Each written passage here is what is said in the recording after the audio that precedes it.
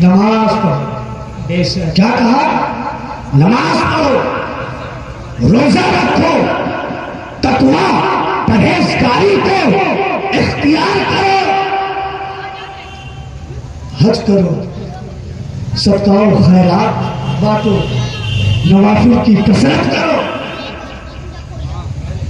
जब तुम ये सारी चीजें करोगे तो युहिब्बुकुमुल्लाह, अल्लाह तुमसे भी मोहब्बत करेगा और तुम्हें अपना महबूब बना लेगा।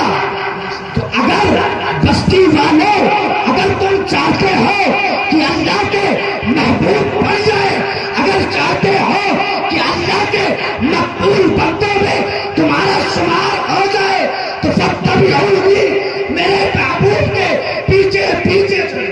सुभान अल्लाह, नारे तकबीर। रसूल सलाम अलैका या हबीब सलाम अलैका, सलावतुल्लाह